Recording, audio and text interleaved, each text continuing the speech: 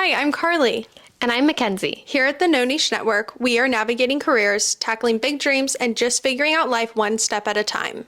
We believe there's more to life than fitting into one box. So grab your coffee, settle in, and let's get ready to tackle life together.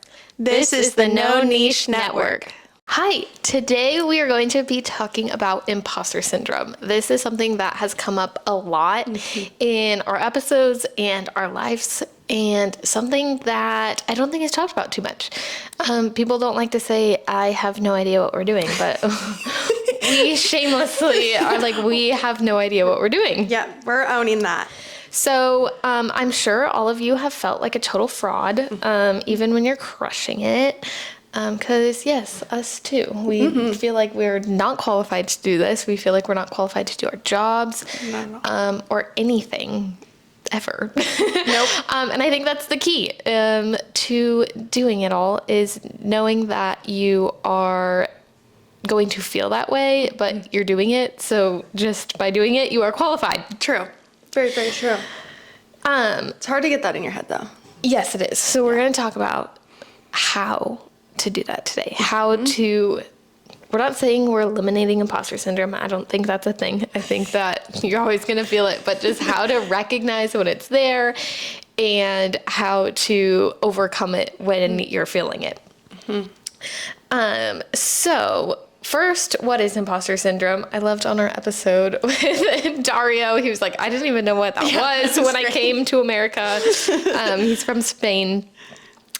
So imposter syndrome is feeling like you're not qualified or good enough for something, even when you definitely are.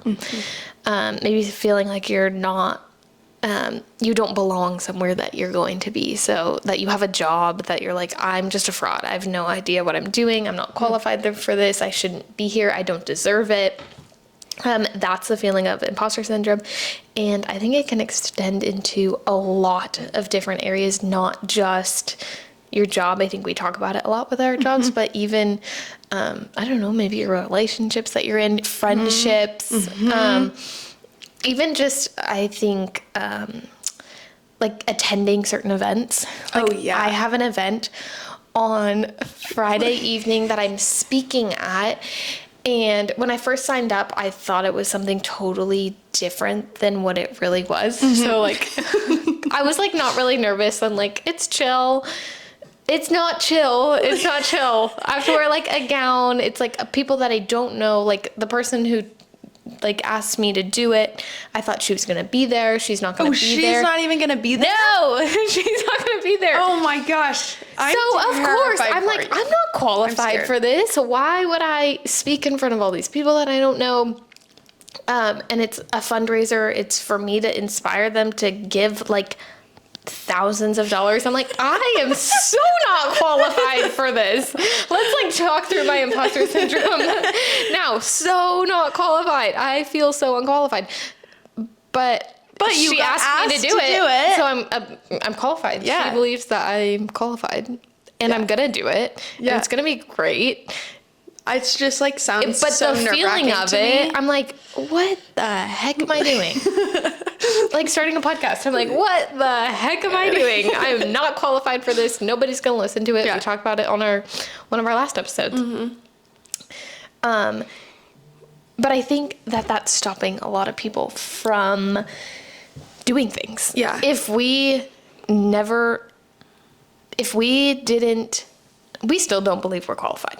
If we weren't afraid of like people, I think it's more the other people thinking we're not qualified. Like if we didn't get over that, we wouldn't have a podcast. Right. So I think it's so much of that's really good. Hold on. I'm just thinking about what you just said. It's about people thinking, what we think about people not thinking that we're qualified. Yeah. That's exactly how I feel. Yeah. Hold on. We're unraveling this. Okay. I keep thinking that I don't feel qualified, but I think really what it is I think that other people don't think I'm qualified.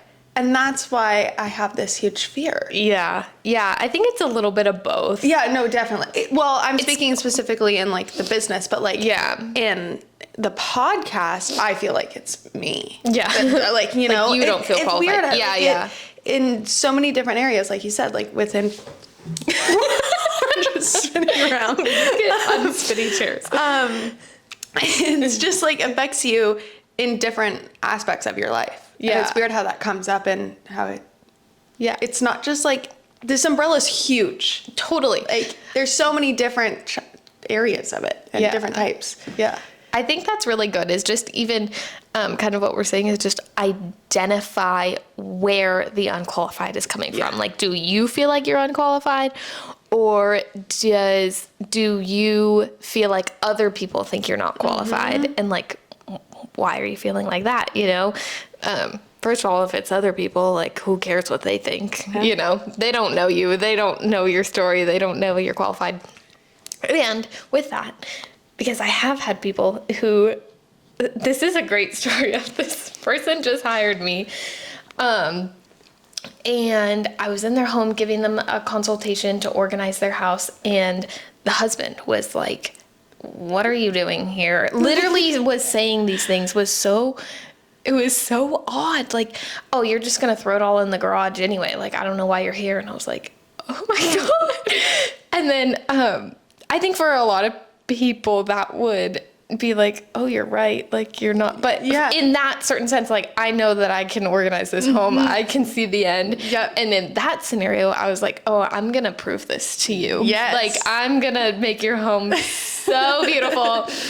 And I did. And at the end of it, it was that, like, I had to prove that to him. And I recognize that. Like, a lot of people don't understand it when I first come in. They don't get what I'm doing. Like, how are you qualified to organize my home? You don't know what my things are. You don't know these things. And so sometimes you do have to prove it to someone. And now he asked me to come back and do the entire house. So before I left, before I finished that project and left, I ended up consulting their entire house, and they're hiring me for everything. That's incredible. So I think that's a really good testament of, like, you know what? People are not going to think you're qualified, but that doesn't mean you're not. True. You just have to do it. And also, sometimes you don't know you're qualified until you do it either. Oh, I didn't know I was qualified to do a podcast. I didn't know. We still don't know what we're doing. Doing it now. But we're just working on it, you know?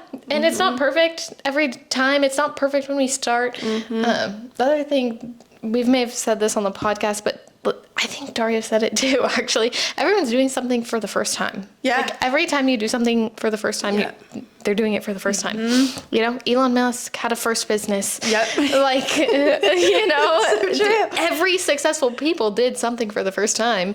And do you think imposter syndrome stopped them? Yeah. I do believe that they feel imposter syndrome. I fully believe that. Yeah. But I don't think they let it stop them.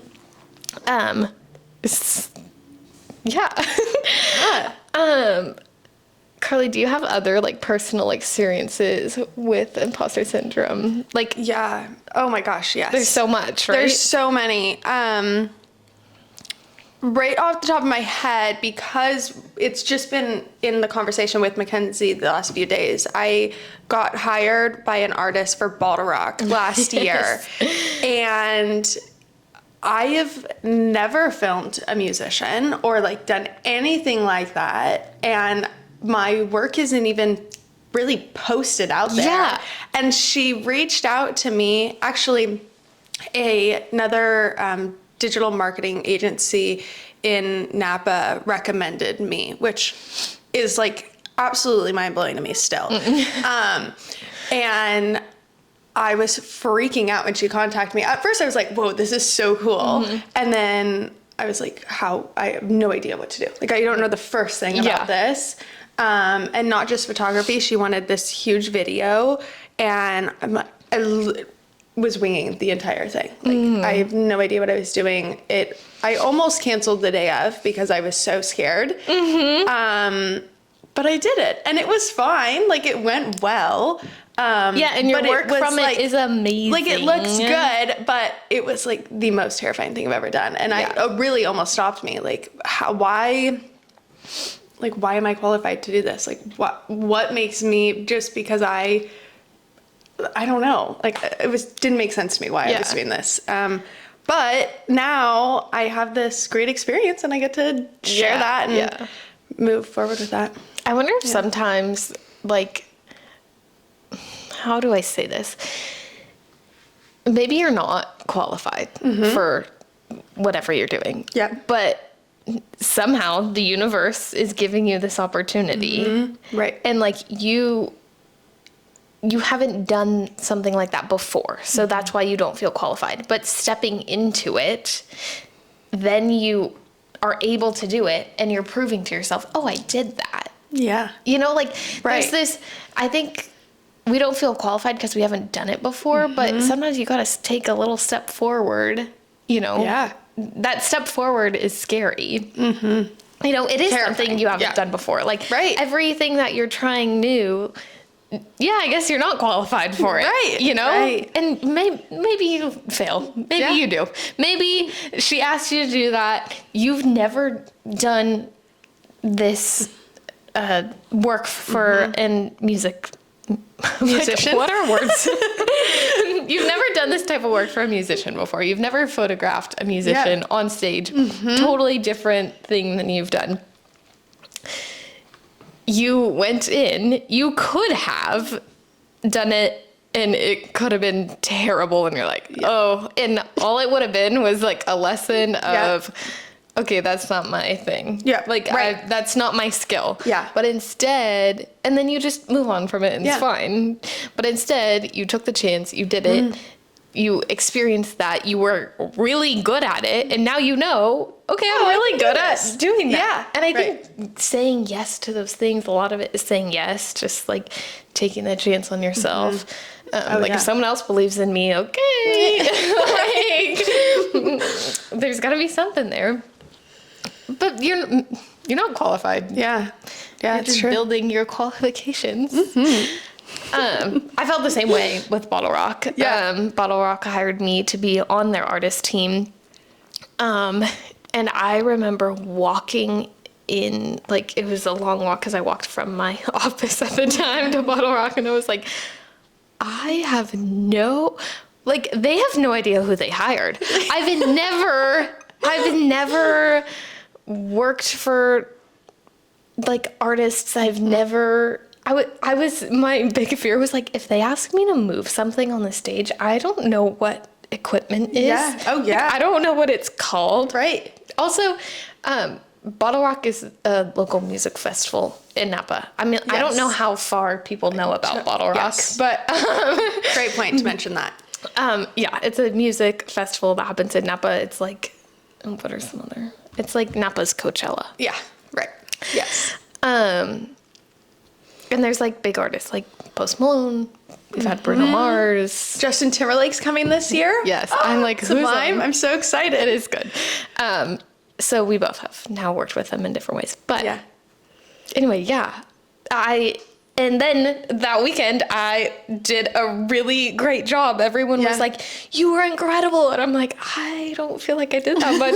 And then they hired me for other things. Same thing. I've talked about this before, but people have hired me to do check-in for their events. Actually, Bottle Rock hired me to do check-in for another like private event it was a private concert for the Foo Fighters, and I had to check in at the event. Cool. And I'm like, yeah, okay. It was like a day of 2 hours before. They're like, we really need your help. I'm like, okay, sure, whatever. It's check-in, like not that hard.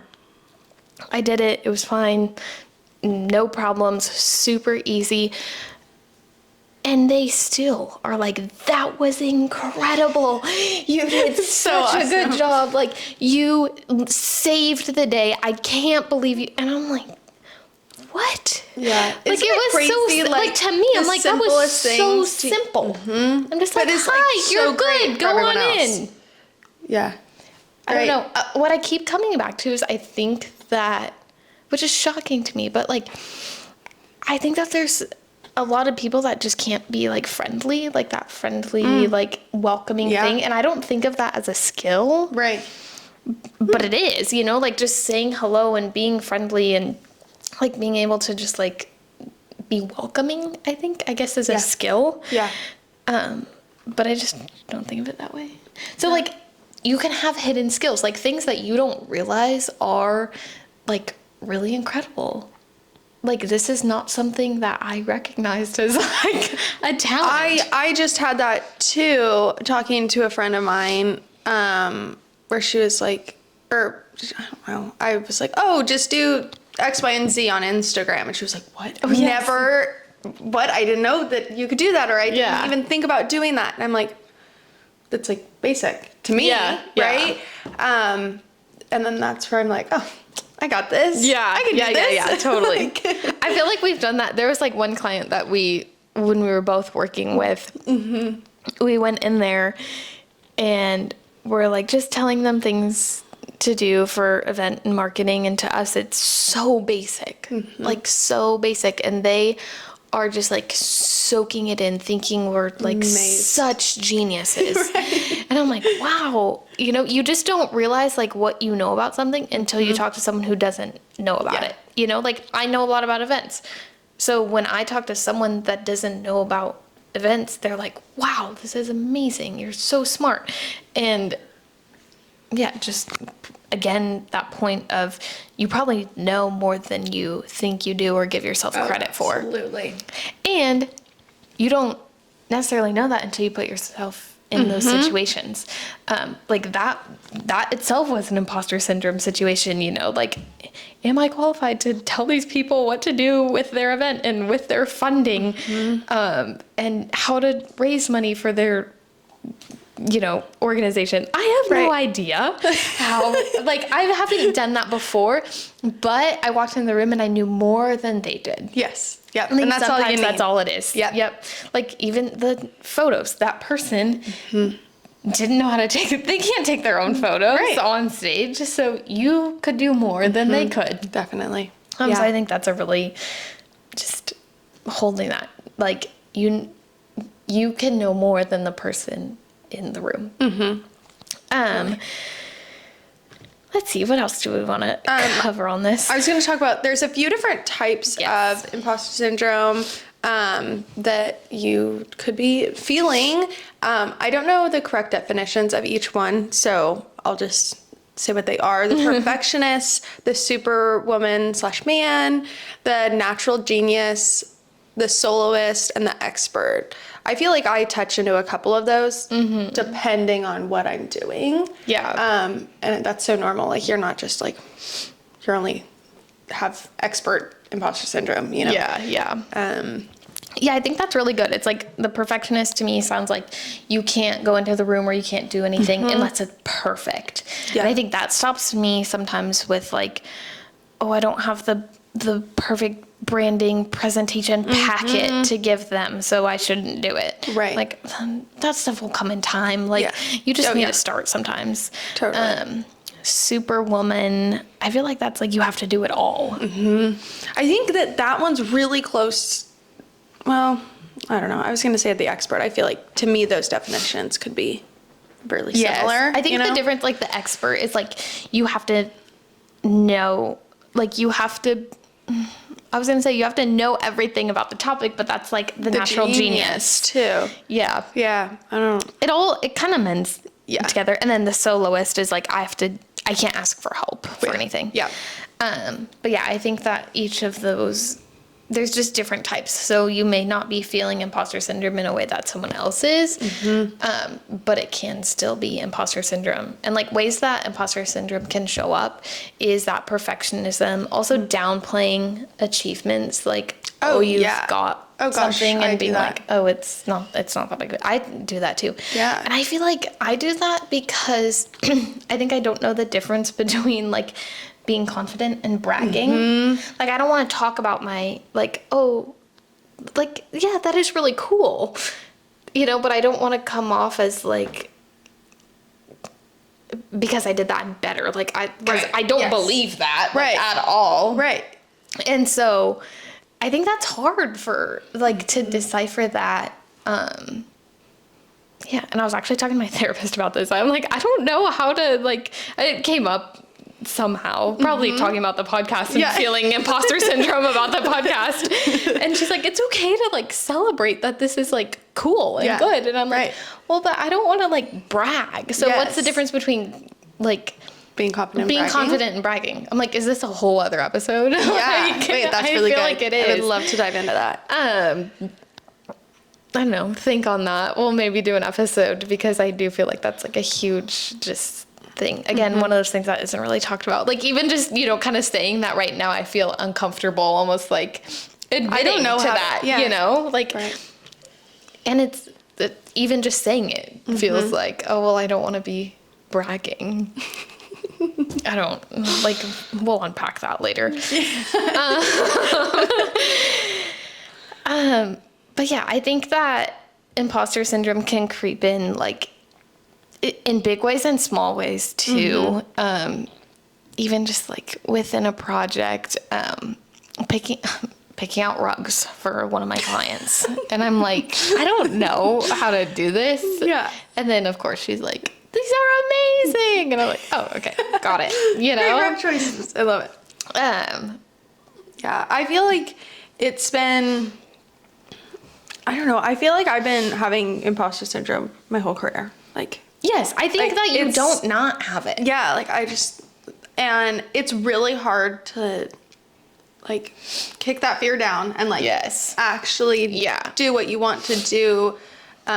Like for me, like I really need to start posting on my business Instagram, but I feel like someone's gonna look at that and be like, either duh, that's common knowledge, or you don't know what you're talking about, or like this isn't cool to post, or whatever that is. And so that fear is how I'm still here and don't post on Instagram. Yeah. But so that's a perfect segue to how to overcome imposter syndrome. So we talked about, you know, what it is, what it feels like, how we've experienced it, and now, okay, great. How do I not experience it, or how do I overcome it? I do believe that you will always experience it. It's more about overcoming it when it comes. So first thing is to call it out and just like recognize when it's happening, when you're feeling those things that you're not qualified.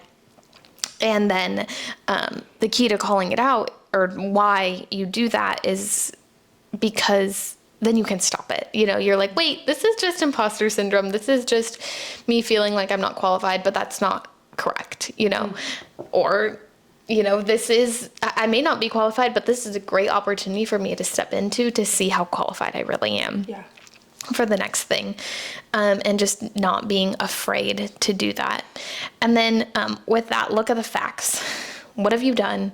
What are you qualified for? Does this person that's asking you to do something, do they believe in you? Do they believe that you're qualified? You know, I think that every room that you're in and every opportunity that you have, you are meant to be there. Like, there's not something that you're called to do and you're not able to do it. You know, like otherwise you wouldn't be there. And maybe you're called to do it to learn a lesson, and maybe it's a fail, you know, and that's okay. But there's a reason that you did it. Then you're able to learn something from it. So anything that you do, whatever, no matter how scary it is, it's always going to end positively, because you're either going to learn something from it, or you're going to, you know, learn that you have a new skill. I mean, either way, you're learning something. Which, like, that's all you can do to move forward, is just keep learning.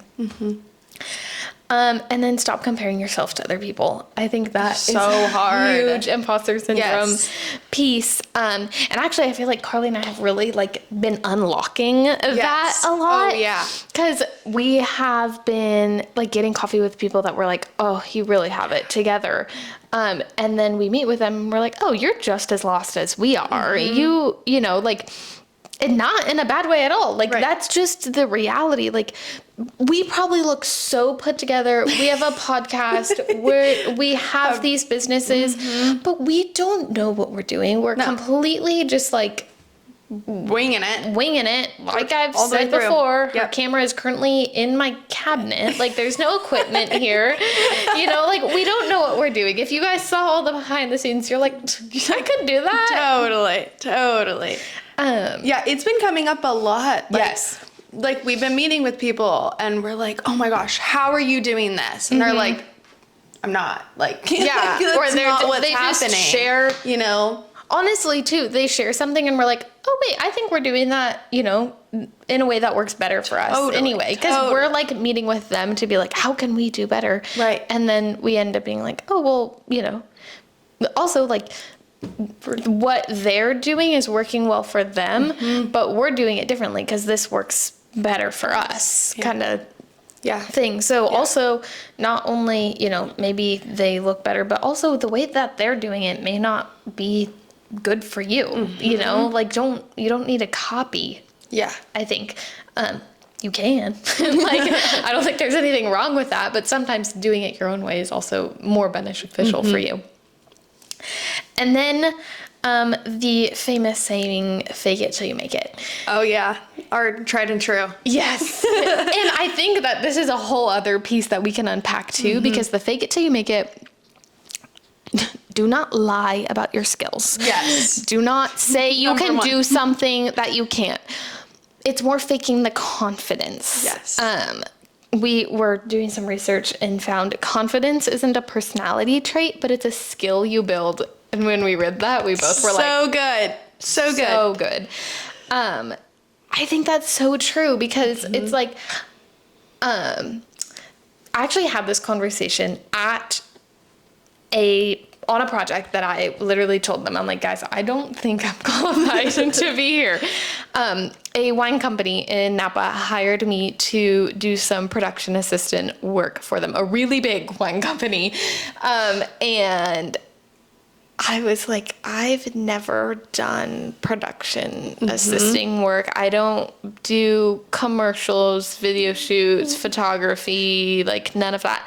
I've been on a photo shoot set like twice, you know.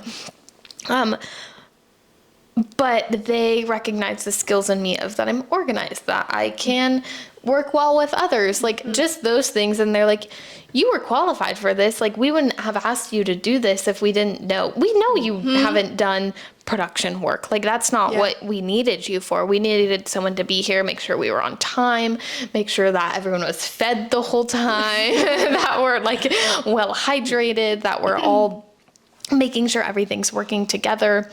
And so while I was there, you know, but part of getting that also was trusting in my abilities that they believed in, you know, being confident in, you know what, yeah, I can do this even though I haven't. I was scared. I was like, I'm not qualified, but I'm also confident that I can do it. Yeah. Like, it's kind of messy. Like, totally. it's Oh my a gosh, messy feeling. Yeah.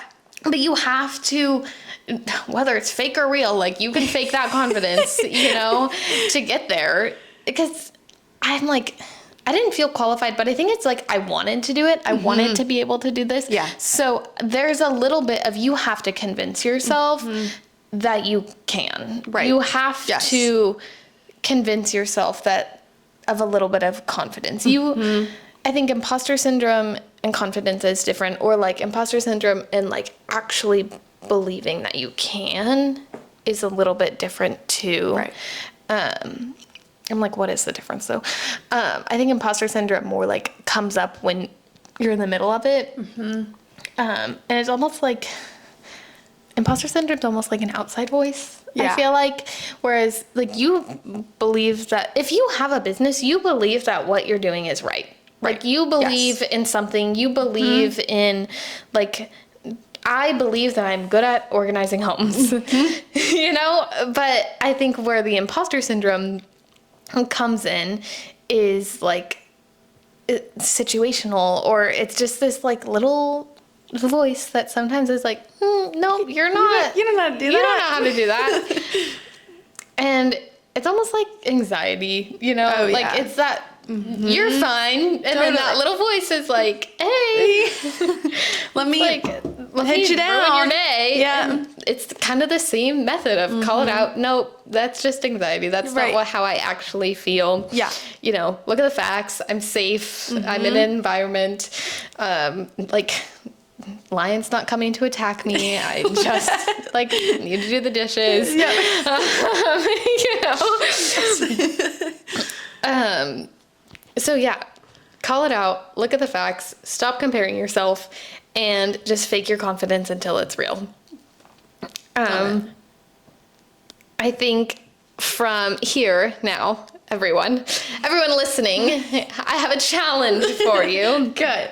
Think of one thing that is holding yourself back because of imposter syndrome, and now go do it. Just break it away if you think you're not qualified to do something. And this could be small, big, you know, apply for that job that's like sitting in your LinkedIn saved jobs. You know, like what's the worst that's going to happen? You don't get it. Oh, well, you know? Right. And then also something in our research that we found that is a tip that we haven't tried, but I think is a good one, is when you're really feeling that imposter syndrome. And I think this tip kind of may help for some people and not others. But if you're a journaler, write down 3 things that you have accomplished to prove that you're not an imposter, that you're not a fraud, like you are qualified, you know what you're doing. Love that. So good. Yeah. Any final thoughts? No, I think this is all good, and I'm glad that we're having the conversation. It's just not talked about enough, and yeah, it's like it's so normal. It's happening to everyone, and it might not be happening in the same way that you are experiencing it, but like talk to someone, and it's been so interesting and like so eye-opening to talk to people about this. Yeah. And then being like, oh my gosh, I feel that too. And you're like, just the weight that gets lifted off of my shoulders at least. I'm like, oh my gosh, I'm not alone. And it's really amazing to have those conversations. Yeah. It's good to normalize it. Totally. Have conversations about it. Yeah. Imposter syndrome is normal, but it doesn't define you. Yes. You've earned your place and own it. Thanks for tuning into the No Niche Network. We hope today's episode left you feeling inspired to explore all the possibilities in life. If you enjoyed this episode, don't forget to subscribe, like, and leave us a comment. It really helps us reach more listeners and keep the conversations going. And remember, we love hearing from you. Follow us on social media at the No Niche Pod and let us know your thoughts, questions, or topics you want us to dive into next. Until next time, keep exploring, keep growing, and don't let anyone put you in a box.